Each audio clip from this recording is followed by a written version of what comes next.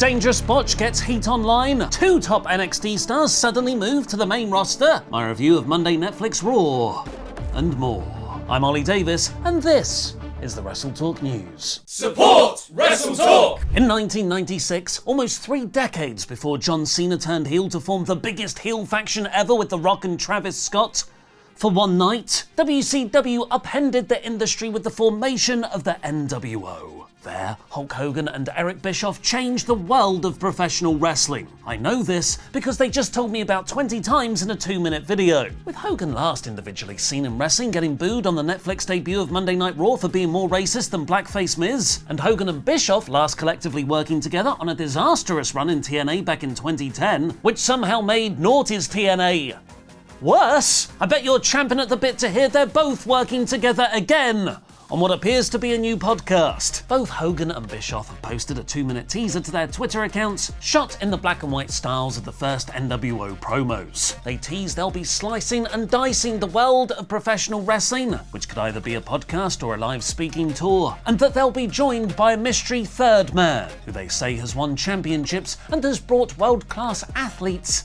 to the top of their sports. Who do you think the third man is? Tell me your worst ideas in the comments down below. I'll start with Grammy Award-winning musical artist Travis Scott. If Hogan, Bischoff and mystery other are doing a busted open radio-style show where veterans get grumpy about the kids not selling body parts these days, then they'd have the perfect first story to cover from TNA's Rebellion pay-per-view on Sunday. At the show, Moose defended his X Division title in an Ultimate X match against Matt Cardona, Casey Navarro, Leon Slater, Sidney Akeem and Vikingo. If you've not seen an Ultimate X match before, it's from a more innocent time in TNA, when they debuted a new stipulation every other week. Most of them didn't work, but the Ultimate X endured. And it's where 2 cables form an X over the ring, suspended by a metal structure in each corner, with the title hanging from its center. Near the climax of Sunday's match, Slater climbed to the top of one of those structures to hit what I think is currently the coolest move in wrestling off of it, the Swanton 450. The other 5 guys in the match were huddled beneath to catch him, yet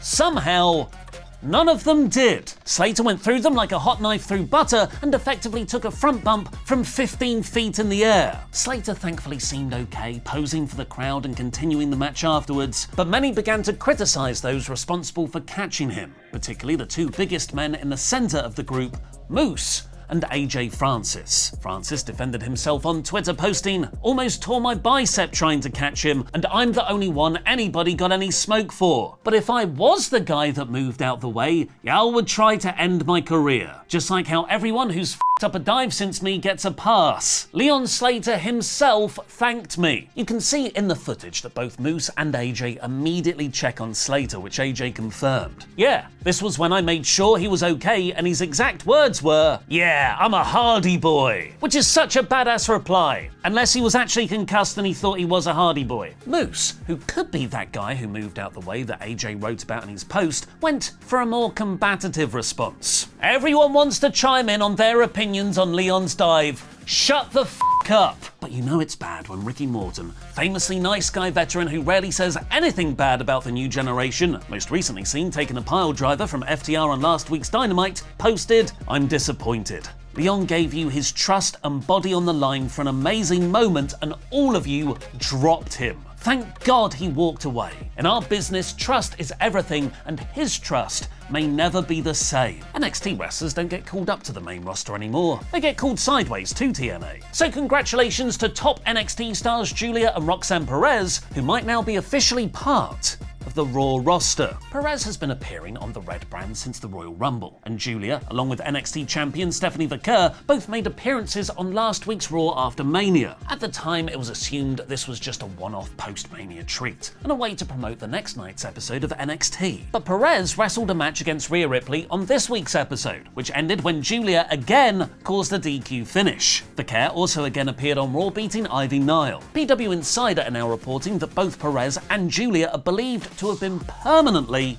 called up to Raw, who lost on last week's NXT and has been transitioning to the main roster for several months. It's far more shocking for Julia, who only just turned heel against Vicker following a shock title loss back in March. That was presumed to be either because of an injury or visa issues, but perhaps it could also be because the main roster was about to call her up. If true, it seems that Perez and Julia will become a faction on Raw. F4W Online are reporting, though, that while they might be called up to Raw, as of today, Perez and Julia are both still considered NXT wrestlers internally, unlike Fraxium, who were officially called up to SmackDown on Friday. Before I get into my review of Monday Netflix Raw, do you want to see hundreds of hours of extra WrestleTalk shows? Well then, God help you. Join patreon.com/WrestleTalk now. Do you want more WrestleTalk videos? More wrestlers need to sing their feelings. Then sign up to patreon.com/WrestleTalk now. This is the Patreon episode. For $6.50 a month, you can get exclusive series of Monday Night War, Uh-oh. tables, lists and chairs. You can imagine a sacrifice being made at the top of this WrestleMania stage, couldn't you? WrestleTalk Extra and more. Rock versus John Cena. Absolute cluster F. Get all that by joining us over at patreon.com/WrestleTalk now. Support WrestleTalk.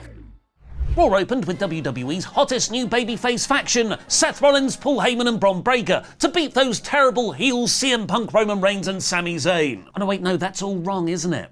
Because Seth is apparently the dastardly heel. While this is a very exciting act, Rollins has unfortunately regressed to his most obnoxious presentation, the annoying theme, which the crowd sing along to, his crazy walk and weird hand movements, and the outfit of a 25th century dandy on a gap year trip to our present day. He did his catchphrases, he said the name of the town they're in, he got cheap pops, which is fine, I guess. You could definitely make the argument that Seth's character sees himself as a babyface, and the Vex booking is more about gradual shifts over time, rather than sudden, totally new gimmicks. And I'll probably be on board with it if I enjoyed watching Seth's character from the last 2 years. But I don't. I find it really quite annoying. But more significantly is how the crowds are receiving it. This isn't the smart post-Mania crowd, it's Kansas City. And it's not all their fault for booing the good guys, like a mention of CM Punk's name, if you're not doing enough to make them dislike the bad ones. And we got the first real victim of that psychology with Sami Zayn. Sami interrupted Seth's promo about being the future of the industry to say this is all crap, pointing out that Rollins didn't hate CM Punk, he was just jealous of him. And now he's building his own bloodline. Seth's reactions here were what this new character should be about, as Rollins seemed genuinely hurt and surprised because he believes he's a force for good. He's so good, in fact, he gave Sami a choice. Join them or accept a trade to SmackDown. Otherwise, Zayn will be against them. And nobody wants that. Providing a good narrative spine for the rest of the episode, Sami had to give them his answer by the end of the night. Roxanne Perez got a lot in against Rhea Ripley in the show's first match, working over Mammy's leg. But just as Ripley was about to hit a Riptide to win, Julia appeared to cause the DQ. And then Io Sky made the save from the heels post-match beatdown. Perez and Julia are fantastic, but WWE have done very little to explain who they are or why they're together to a main roster audience. They need promos or video packages, not just DQ finishes against Rhea Ripley and Io Sky. Logan Paul cut a promo setting himself up as Jey Uso's first World Heavyweight title contender. Jey superkicked him to stand tall, but unfortunately it again positions the world title as a clear mid-card storyline, with the main event scene centering around Rollins. Finn Balor is getting more suspicious of his own faction as JD McDonough never told him he was making his return last week. They had a number one contenders match against the War Raiders, which was good in the ring, but even better with the New Day's guest commentary. And Penta cost McDonough the win as revenge from last week. With Penta shouting at Chad Gable backstage for disrespecting the Lucha Bros, it feels like WWE will draft Rey Fenix to Raw to team with him. It's Becky Lynch's latest attempt to be a heel in WWE. She did pretty well, saying there won't be a long mystery over who took out Bayley as she's reviewed the footage. And it was her. She then turned on Lyra Valkyria because she'd had high hopes for her, but Lyra teamed with that bitch, Bayley. Lyra came out and held her own on the mic, reminding Becky she beat her in their last singles match for the NXT title. This was good stuff, but I fear Becky is going to have an uphill struggle as a heel. She's too beloved to just return and expect people to boo her now. They should have taken the audience on a longer storyline journey to make us hate her. Rusev got a video package where he said he fell into the abyss. So that's what they're calling AEW now. But now he's back to help those arrogant wrestlers who remind him of his young self with pain.